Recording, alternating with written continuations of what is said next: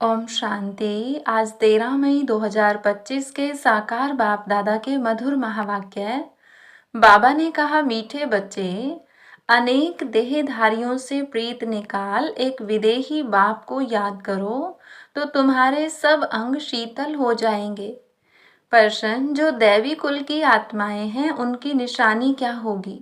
उत्तर, दैवी कुल वाली आत्माओं को इस पुरानी दुनिया से सहज ही वैराग्य होगा। दूसरा, उनकी बुद्धि बेहद में होगी। शिवालय में चलने के लिए वह पावन फूल बनने का पुरुषार्थ करेंगे। तीसरा, कोई आसुरी चलन नहीं चलेंगे। चौथा, अपना पोता मेल रखेंगे कि कोई आसुरी कर्म तो नहीं हुआ। बाप को सच सुनाएंगे, कुछ भी छिपाएंगे नहीं। गीत, न वह हमसे जुदा होंगे न उल्फत दिल से निकलेगी। ओम शांति। अभी यह है बेहद की बातें, हद की बातें सब निकल जाती। दुनिया में तो अनेकों को याद किया जाता है, अनेक देहधारियों साथ प्रीत है। विदेही एक ही है जिसको परमपिता परमात्मा शिव कहा जाता है। तुम्हें अब उनके साथ ही बुद्धि का योग जोड़ना है। कोई देहधारी को याद नहीं करना है। ब्राह्मण आदि खिलाना, यह सब हुई कलयुग की रस्म रिवाज। वहाँ की रस्म रिवाज और यहाँ की रस्म रिवाज बिल्कुल अलग है। यहाँ कोई भी देहधारी को याद नहीं करना है। जब तक वह अवस्था आए तब तक पुरुषार्थ चलता रहता है। बाप कहते हैं, जितना हो सके पुरानी दुनिया के जो होकर गए हैं या जो हैं उन सबको भूल जाना है। सारा दिन बुद्धि में यही चले, किसको क्या समझाना है। सबको बताना है कि आकर वर्ल्ड के पास्ट प्रेजेंट फ्यूचर को समझो, जिसको कोई भी नहीं जानते। पास्ट अर्थात कब से शुरू हुई, प्रेजेंट अब क्या है। शुरू हुई है सतयुग से, तो सतयुग से लेकर अभी तक और फ्यूचर क्या होना है दुनिया बिल्कुल नहीं जानती। तुम बच्चे जानते हो, इसलिए चित्र आदि बनाते हो। यह है बड़ा बेहद का नाटक। वह झूठे हद के नाटक तो बहुत बनाते हैं। स्टोरी बनाने वाले अलग अलग होते हैं और नाटक की सीनरी बनाने वाले दूसरे होते हैं। यह सारा राज अभी तुम्हारी बुद्धि में है। अभी जो कुछ देखते हो वह नहीं रहेगा, विनाश हो जाएगा। तो तुमको सतयुगी नई दुनिया की सीनरी बहुत अच्छी दिखलानी पड़े। जैसे अजमेर में सोनी द्वारिका है, तो उनमें भी सीनरी लेकर नई दुनिया अलग बनाकर फिर दिखाओ। इस पुरानी दुनिया को आग लगनी है, इनका भी नक्शा तो है ना।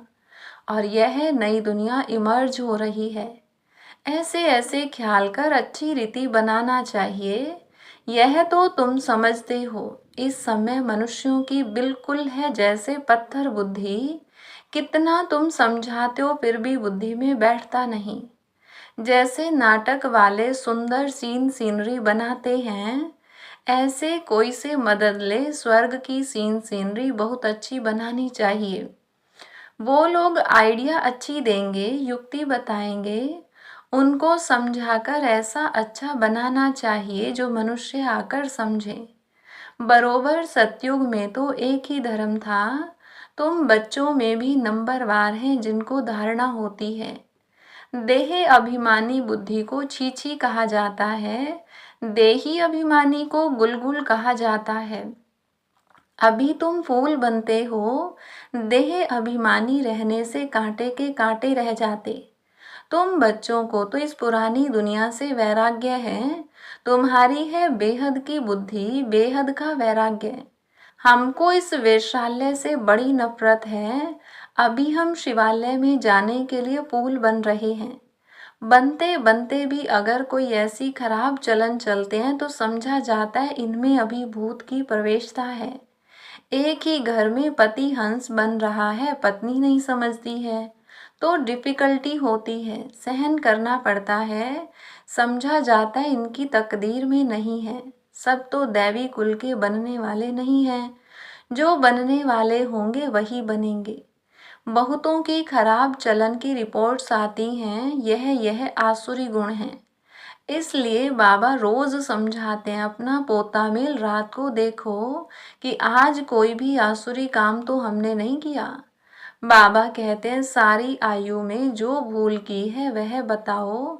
कोई कड़ी भूल करते हैं तो फिर सर्जन को बताने में लज्जा आती है, क्योंकि इज्जत जाएगी ना, न बताने से फिर नुकसान हो जाए। माया ऐसे थप्पड़ मारती है जो एकदम सत्यानाश कर देती है। माया बड़ी जबरदस्त है। 5 विकारों पर जीत पा नहीं सकते तो बाप भी क्या करेंगे। बाप कहते हैं, मैं रहमदिल भी हूँ तो कालों का काल भी हूँ। मुझे बुलाते ही हैं पतित पावन, आकर पावन बनाओ। मेरा नाम तो दोनों है ना, कैसे रहमदिल हूँ फिर कालों का काल हूँ। वह पार्ट अभी बजा रहा हूँ। कांटों को फूल बनाते हैं तो तुम्हारी बुद्धि में वह खुशी है। अमरनाथ बाप कहते हैं, तुम सब पार्वतियां हो। अभी तुम मामेकम याद करो तो तुम अमरपुरी में चले जाएंगे और तुम्हारे पाप नाश हो जाएंगे। उस यात्रा करने से तुम्हारे पाप नाश तो होते नहीं।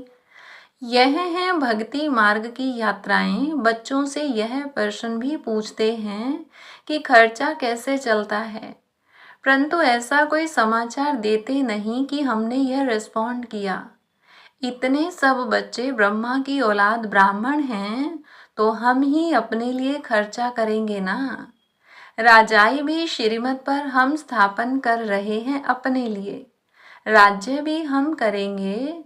राजयोग हम सीखते हैं तो खर्चा भी हम करेंगे। शिव बाबा तो अविनाशी ज्ञान रत्नों का दान देते हैं, जिससे हम राजाओं का राजा बनते हैं। बच्चे जो पढ़ेंगे वही खर्चा करेंगे ना। समझाना चाहिए, हम अपना खर्चा करते हैं, हम कोई भीख व डोनेशन नहीं लेते हैं। परंतु बच्चे सिर्फ लिख देते हैं कि यह भी पूछते हैं। इसलिए बाबा ने कहा था, जो जो सारे दिन में सर्विस करते हैं वह शाम को पोता मिल बताना चाहिए।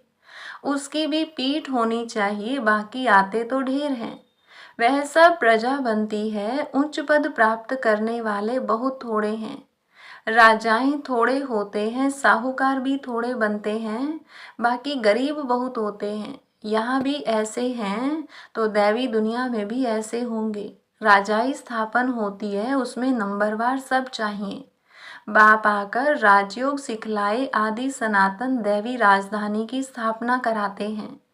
दैवी धर्म की राजधानी थी, अभी नहीं है। बाप कहते हैं, मैं फिर स्थापना करता हूँ तो किसको समझाने के लिए चित्र भी ऐसा चाहिए। बाबा की मुरली सुनेंगे, करेंगे।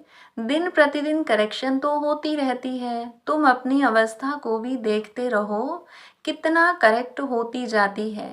बाप आकर गंदगी से निकालते हैं।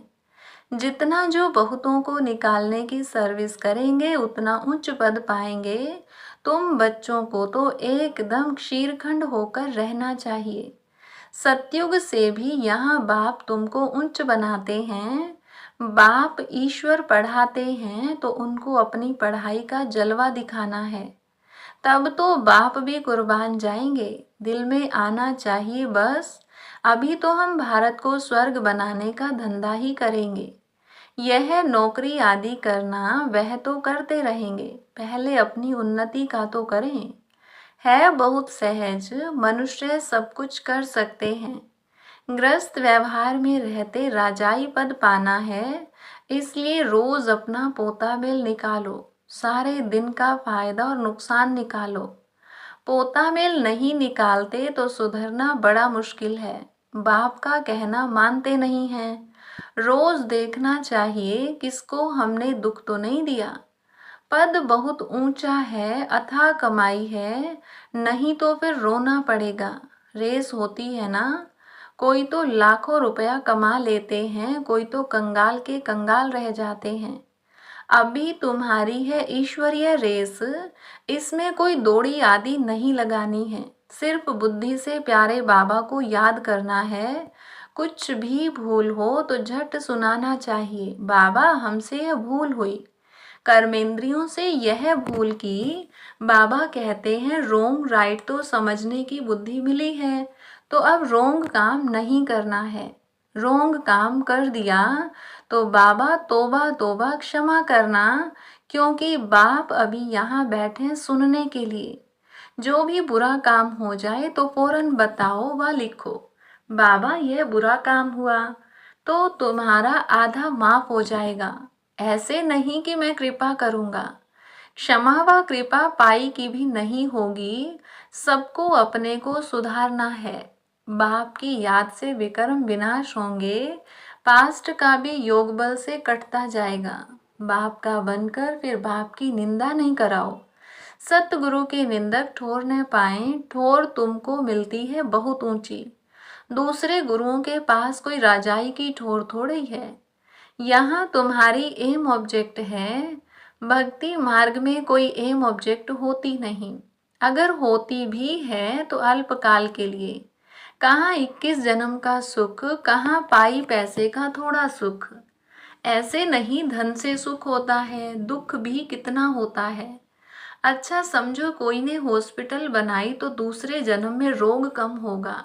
ऐसे तो नहीं पढ़ाई जास्ती मिलेगी, धन भी जास्ती मिलेगा। उसके लिए तो फिर सब कुछ करो। कोई धर्मशाला बनाते हैं तो दूसरे जन्म में महल मिलेगा। ऐसे नहीं कि तंदुरुस्त रहेंगे, नहीं। तो बाप कितनी बातें समझाते हैं, कोई तो अच्छी रीति समझकर समझाते हैं, कोई तो समझते ही नहीं है। तो रोज पोता मेल निकालो, आज क्या पाप किया, इस बात में फेल हुआ। बाप राय देंगे तो ऐसा काम नहीं करना चाहिए। तुम जानते हो हम तो अब स्वर्ग में जाते हैं। बच्चों को खुशी का पारा नहीं चढ़ता है, बाबा को कितनी खुशी है। मैं बूढ़ा हूँ, यह शरीर छोड़कर हम प्रिंस बनने वाला हूँ।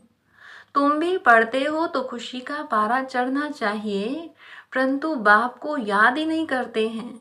बाप कितना सहज समझाते हैं, वह अंग्रेजी आदि पढ़ने में माथा कितना खराब होता है।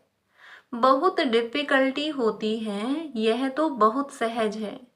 इस रूहानी पढ़ाई से तुम शीतल बन जाते हो। इसमें तो सिर्फ बाप को याद करते रहो तो एकदम शीतल अंग हो जाएंगे। शरीर तो तुमको है ना, शिव बाबा को तो शरीर है नहीं। अंग है श्री कृष्ण को, उनके अंग तो शीतल है ही, इसलिए उनका नाम रख दिया है। अब उनका संग कैसे हो? वह तो होता ही है सतयुग में, उसके भी ऐसे शीतल अंग किसने बनाए? यह तुम अभी समझते हो, तो अब तुम बच्चों को भी इतनी धारणा करनी चाहिए। लड़ना झगड़ना बिल्कुल नहीं है, सच बोलना है। झूठ बोलने से सत्यानाश हो जाती है। बाप तुम बच्चों को ऑल राउंड सब बातें समझाते हैं। चित्र भी अच्छे अच्छे बनाओ जो फिर सबके पास जाएं। अच्छी चीज देखकर कहेंगे चलकर देखो। समझाने वाला भी होशियार चाहिए, सर्विस करना भी सीखना है। अच्छी ब्राह्मणियां भी चाहिए जो आप समान बनाएं। जो आप समान मैनेजर बनाती हैं उन्हें अच्छी ब्राह्मणी कहेंगे। वह पद भी ऊंच पाएगी, बेबी बुद्धि भी न हो, नहीं तो उठाकर ले जाएंगे। रावण संप्रदाय है ना। ऐसी ब्राह्मणी तैयार करो जो पीछे सेंटर संभाल सके। अच्छा मीठे मीठे सिकिलधे बच्चों प्रति माता पिता बाप दादा का याद प्यार और गुड मॉर्निंग। रूहानी बाप की रूहानी बच्चों को नमस्ते। रूहानी बच्चों की रूहानी बाप दादा को नमस्ते। धारणा के लिए मुख्य सार। पहली पॉइंट, बाप को अपनी पढ़ाई का जलवा दिखलाना है। भारत को स्वर्ग बनाने के धंधे में लग जाना है। पहले अपनी उन्नति का ख्याल करना है, क्षीरखंड होकर रहना है। दूसरी पॉइंट, कोई भूल हो तो बाप से क्षमा लेकर स्वयं ही स्वयं को सुधारना है। बाप कृपा नहीं करते, बाप की याद से विकर्म काटने हैं। निंदा कराने वाला कोई कर्म नहीं करना है। वरदान दिया बाबा ने, नॉलेजफुल की विशेषता द्वारा संस्कारों के टक्कर से बचने वाले कमल पुष्प समान न्यारे व साक्षी भव। विस्तार, संस्कार तो अंत तक किसी के दासी के रहेंगे, किसी के राजा के। संस्कार बदल जाएं, यह इंतजार नहीं करो, लेकिन मेरे ऊपर किसी का प्रभाव न हो, क्योंकि एक तो हर एक के संस्कार भिन्न हैं, दूसरा माया का भी रूप बनकर आते हैं। इसलिए कोई भी बात का फैसला मर्यादा की लकीर के अंदर रहकर करो। भिन्न भिन्न संस्कार होते हुए भी टक्कर न हो, इसके लिए नॉलेजफुल बन कमल पुष्प समान न्यारे व साक्षी रहो। स्लोगन, हठ व मेहनत करने के बजाय रमणीकता से पुरुषार्थ करो। अव्यक्त इशारा, पवित्रता सुख शांति की जननी है। जहाँ पवित्रता है वहाँ दुख अशांति आ नहीं सकती। तो चेक करो, सदा सुख की शैया पर आराम से अर्थात शांत स्वरूप में विराजमान रहते हैं। अंदर क्यों, क्या और कैसे की उलझन होती है, या इस उलझन से परे सुख स्वरूप स्थिति रहती है। अच्छा, ओम शांति।